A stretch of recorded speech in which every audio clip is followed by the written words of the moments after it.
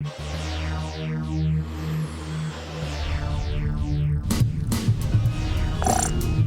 there. If you're new to the show, welcome. If you've been down from the beginning, all I can say is thanks. Time to push the button.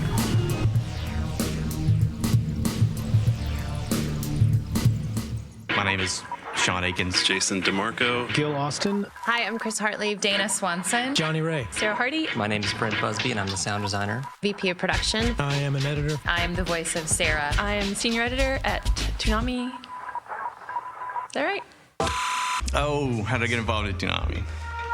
Some friends of mine were working at Cartoon Network way back in 1994, and they called me and asked me if I wanted to help create a franchise in the afternoons, like an after-school block for the children. And we worked for a year to create a new destination, like after school, because I was that kid that used to get off the school bus and I would run home to see Voltron or what the fuck ever was on. And I loved superheroes and I loved all that stuff. So I thought I could recreate something like that for kids like me.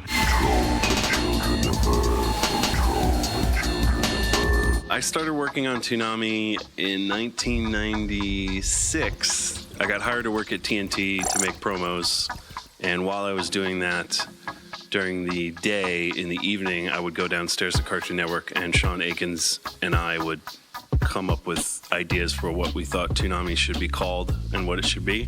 It was kind of totally different then because we didn't really come to work at regular hours. We would work kind of noon to 10, which when you were 22 was pretty great. Getting some weak signal.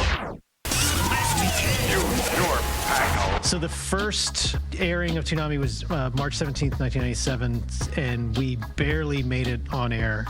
My job was to sort of liaise between Sean and the rest of the network because he had an office here, but he never came. So people would just say, leading up to, like, where's all this stuff? And I was like, oh, I think we're going to be ready to turn it in. Everything was on tape back then, and we turned everything in about an hour before it aired, and everyone was super mad. Sean's theory was, what are they going to do, not air it? And he turned out to be right. From this point on, there's no looking back. All right, boot camp is about to begin.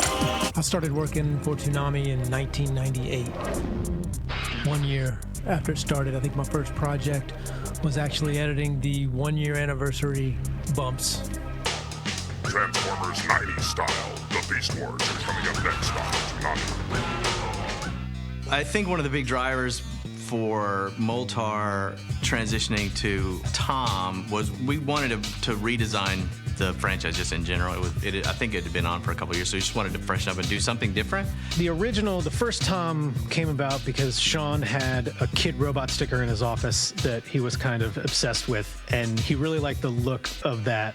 The first Tom was cute, and then we eventually wanted to sort of get away from that. So he had like kind of the pot belly, and he didn't walk very well. We decided to give him backwards knees like elbows, which was a nightmare for animators, but we thought looked cool. So the look of Tom was very much driven by the needs of CG and also Sean's personal aesthetics. And the fact that the Absolution was the size of 2 football fields, he loved the idea of this giant, huge ship with this little guy inside, and you just would wonder, like, what does he do? And what about all the rooms? And he was right. People constantly asked us those questions.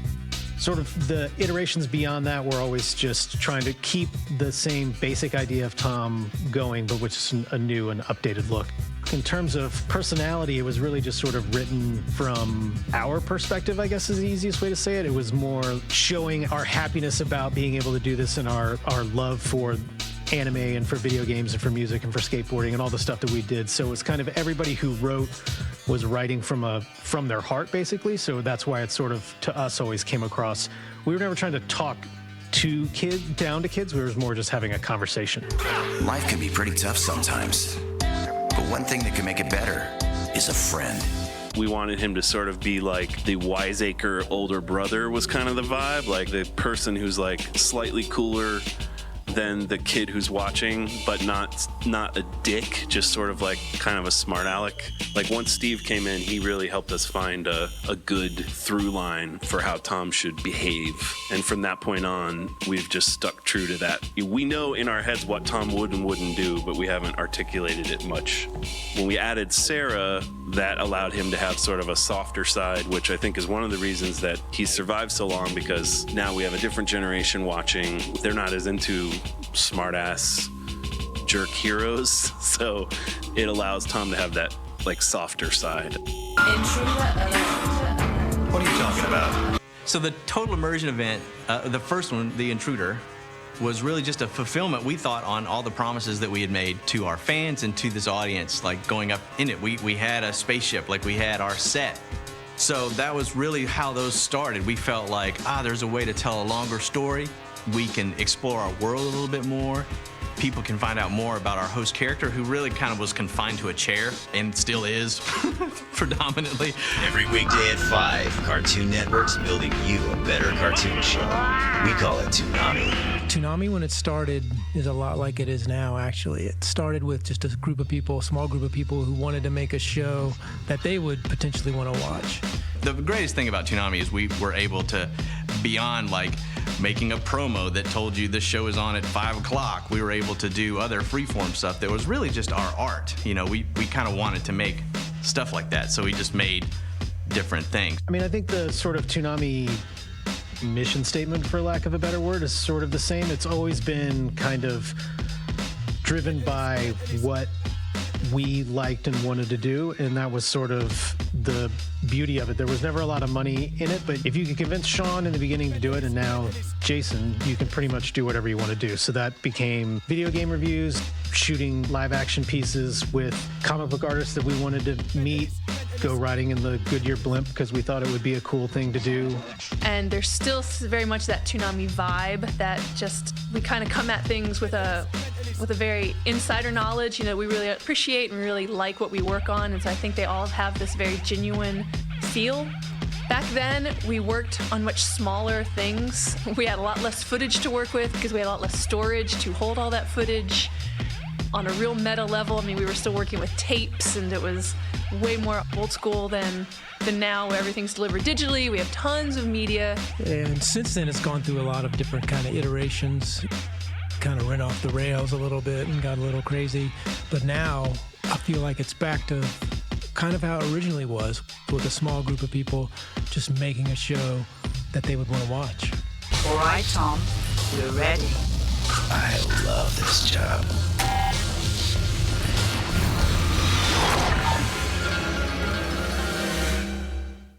TOONAMI came to an end just because, honestly, all things come to an end. When you make like TV stuff, or you make stuff for companies like this, they don't come in and they're like, guys, we're canceled today. The corporations are a bit more nefarious about that kind of stuff. You know, I think it was actually more sad for people that were watching TV, because when you were working here, we knew the writing was on the wall. Like when you're working on a TV show and you get the cancellation notice, it's never a surprise. That's why we had a goodbye message ready to go, and we just wanted to have the fans have like a goodbye, you know, because other than that, it was literally Cartoon Network just going, pull and plug. So, until we meet again, stay gold.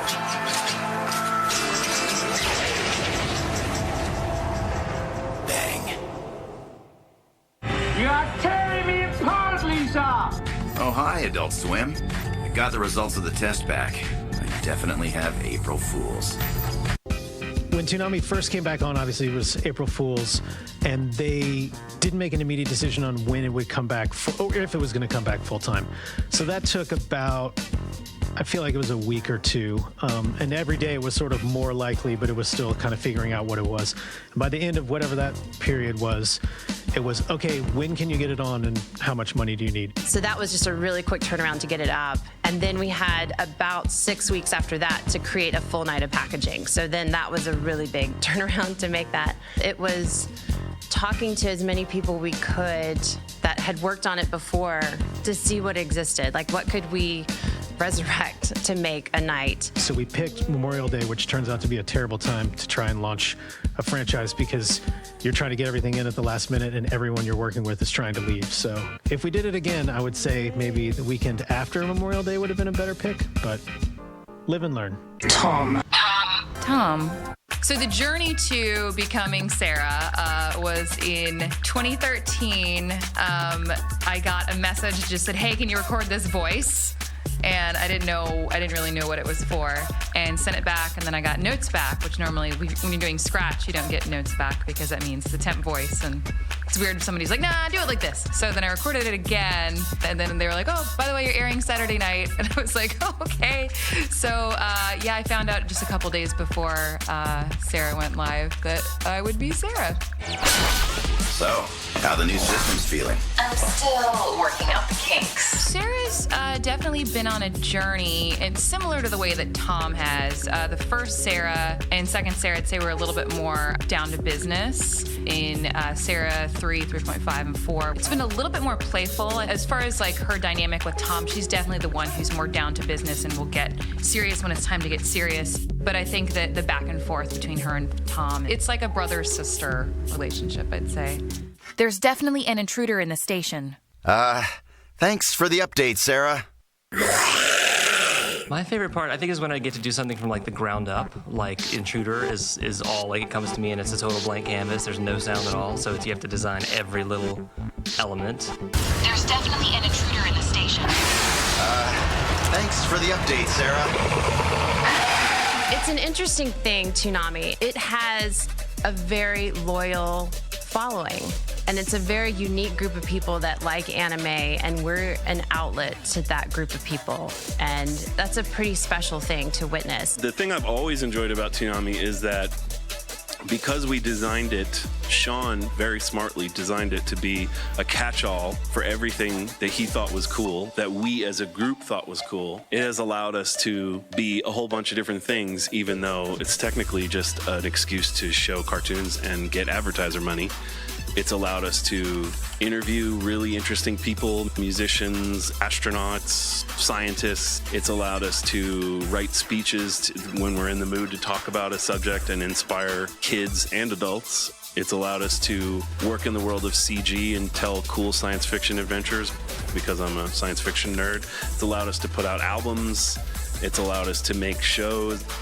And then the second equally important thing is everyone has been working at TOONAMI for a long time. We of course have newer people on board, but everyone that has worked on TOONAMI has done so because they were passionate people who cared about doing good work. And I think that we have the greatest team and have forever.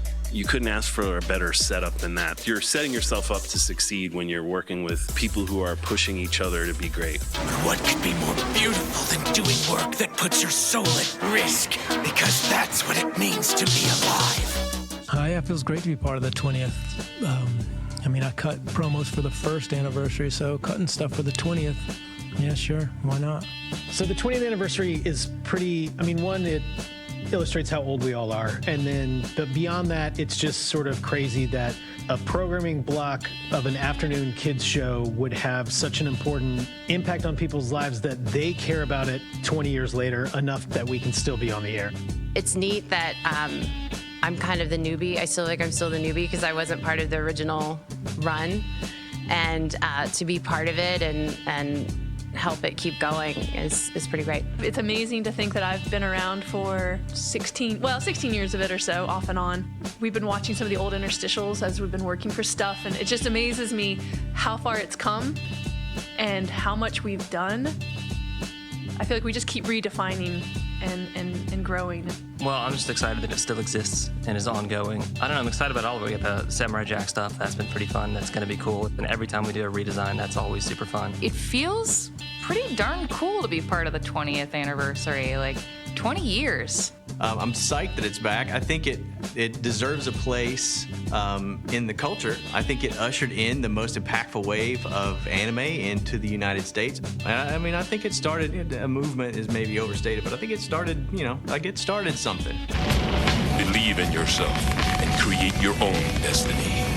Don't fear failure. I think in general, Toonami's future is it's continuing to do these intruder events.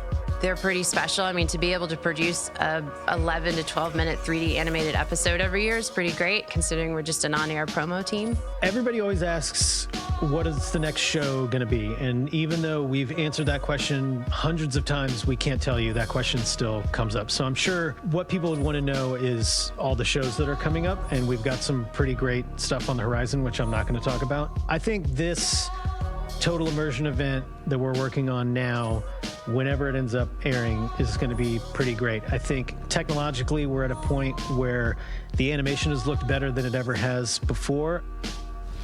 I think the last Intruder was when the spaceship's ripping out of the Earth and everything's falling down and it flies away. That's a pretty amazing shot.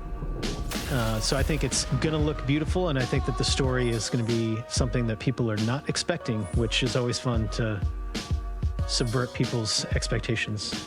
I hope that they go to an ice cream store. Like, that's not really a plot point that's been introduced, but I think that Tom and Sarah eating a dessert of some sort, like, I don't know how that would work with Tom's programming or the fact that Sarah can't leave the ship, but just like an ice cream drive-through.